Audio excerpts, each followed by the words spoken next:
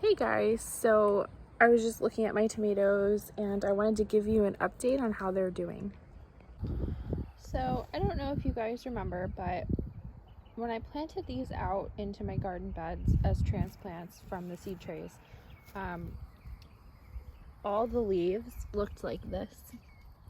They were very, very curled, and they looked really, really yellow, like on the whole entire plant.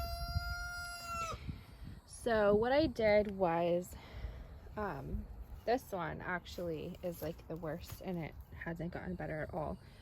You can see the leaves, even at the new growth, is just very, very curled, very yellow, the entire plant. So what I did was I decided to give my plants a fish emulsion fertilizer liquid feed to help give them any nutrients that they were lacking in. I thought the yellowing could have been from that. And I also pruned off a lot of my lower leaves. I actually always do this anyway, just usually not this early.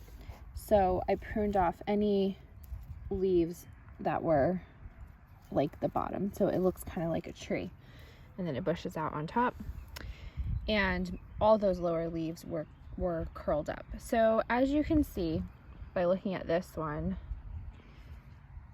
most of them look a lot better. So this one has no more curled leaves. They have started producing flowers. The yellowing is obviously gone, except for on that one plant that I showed you at first. Lots of flowers, beautiful foliage, and also none of the new growth is curled like that. So here's one that I have. This is a Sweetheart Cherry variety. This one, there's hardly any curled leaves on it, and I didn't prune this one as much because it had set flowers down here, and I wanted to make sure there was enough energy for foliage for to get energy to produce the fruits. So, and this one is doing really well,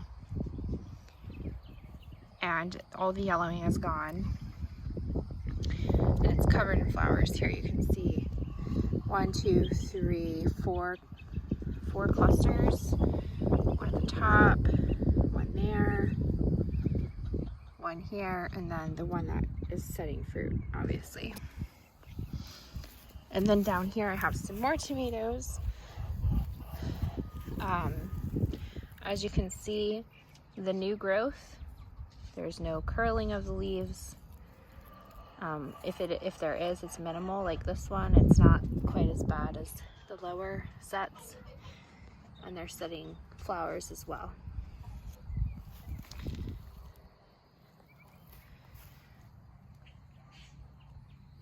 These look much better, and I actually need to prune this.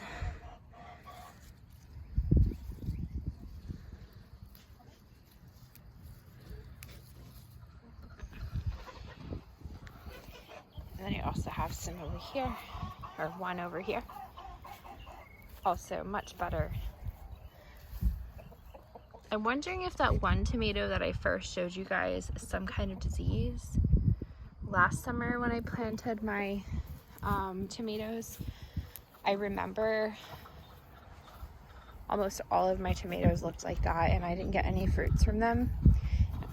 And I ended up pulling them all out and throwing them out.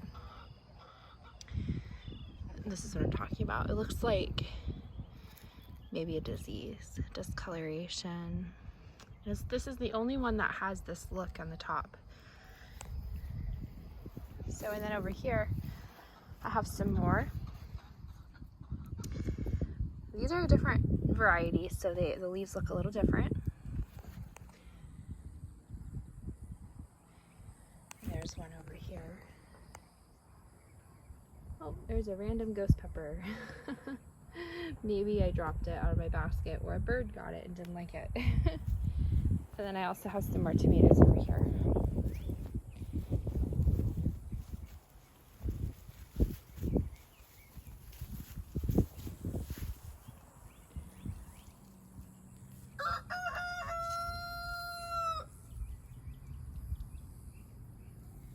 And these ones look really nice. Look at that. There's no curling on this one. This is a purple bumblebee. Very green. I'm really happy about this. So far the only, what I've done is after I transplant these out, I always take lower leaves off and plant them deeper to get a stronger root system. And then as deep as I can, basically.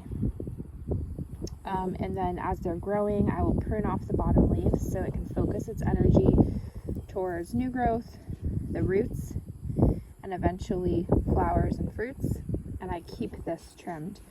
So like I pulled all these off, and in a couple weeks it will grow more leaflets down here, but I just keep them trimmed. I keep pulling them off. I also keep pulling suckers out, so like between the main leader stem and the branch, I would just pull those off. And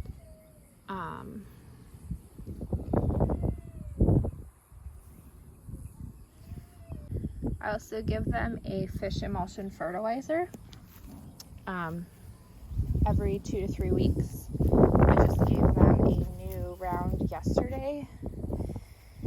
And the first time I did this, I only did it at the base, the soil, at the root ball. But it can also be used as a foliar feed. And so yesterday I also sprinkled it on the foliage as well. And I was really hoping it would help this one. But we'll see. We'll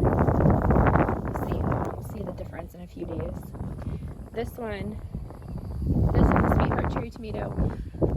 This squash plant has just gotten so big, and it was crowding over the tomato, and a couple days ago I pruned some of the leaves off of here because it was starting to cover it, and so it could grasp some more sunlight. And it's gotten quite a bit taller since I did that, and so I'm really glad that I did that. It seems to be doing better. I'm really impressed with this Florida 91 variety. The foliage looks the best on this variety that I've been growing. This is a sucker. I'm going to pull it off. The foliage looks the best on this variety. I've noticed that it had quite a bit of curling, but once I started pruning it, and all the new growth looks really great. There's one here. This is another Florida 91 tomato. And this as well is another Florida 91 tomato. And I gave one of these to my aunt, and hers looks gorgeous. Hers has some more shade than mine, and hers has no rolled leaves at all. The rolled leaves are mainly from just how hot it is. It can be either if it's way too hot or if it's not receiving enough water. I do water mine every day because of where we live. As they get more mature, I won't need to do that. And when they're producing fruits, I'm not going to water them every day because I don't want the fruits to split. But these are a cherry variety as well, so I don't have to worry about that too much. They're smaller tomatoes. They don't split very easily, or not in my experience anyway, I should say. Maybe somebody else had a different experience with that. So I figured I'd go ahead and tell you the varieties that I planted. These are Barry's Crazy Cherry. I noticed they're quite a bit smaller than my other varieties. Don't want to lose that.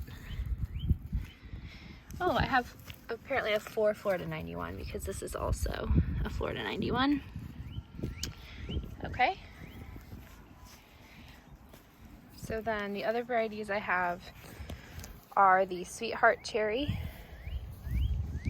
which is that one back there.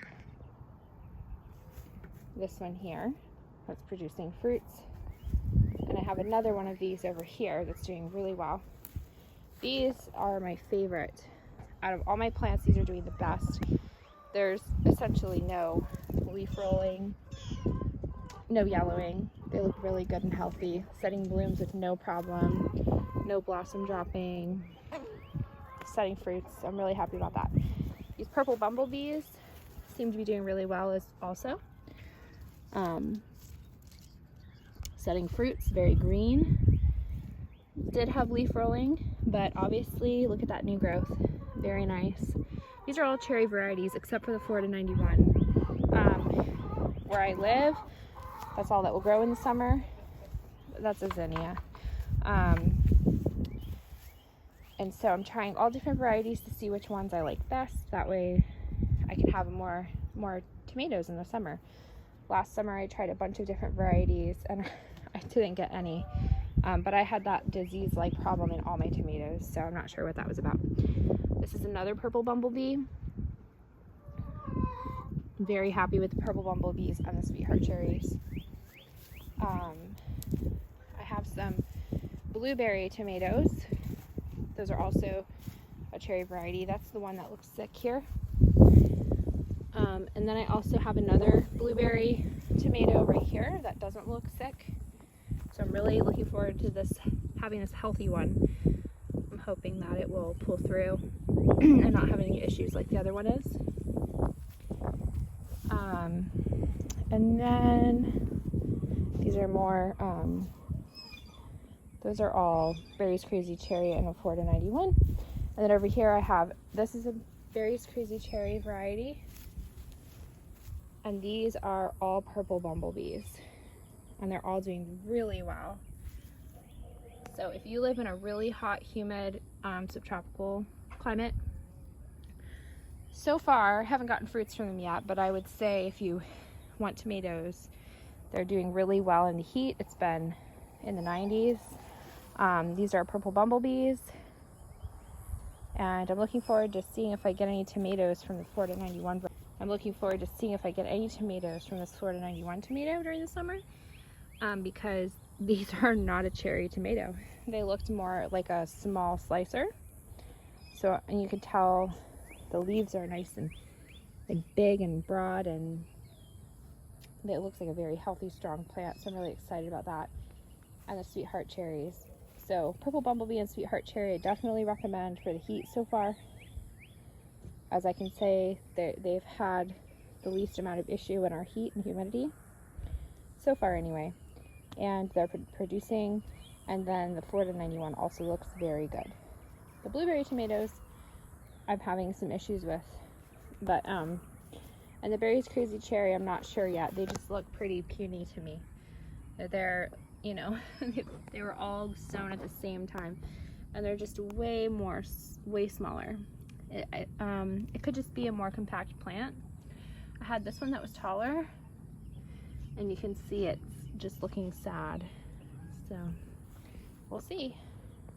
So thanks for joining me, and I hope you enjoyed this tomato update in the spring summer months.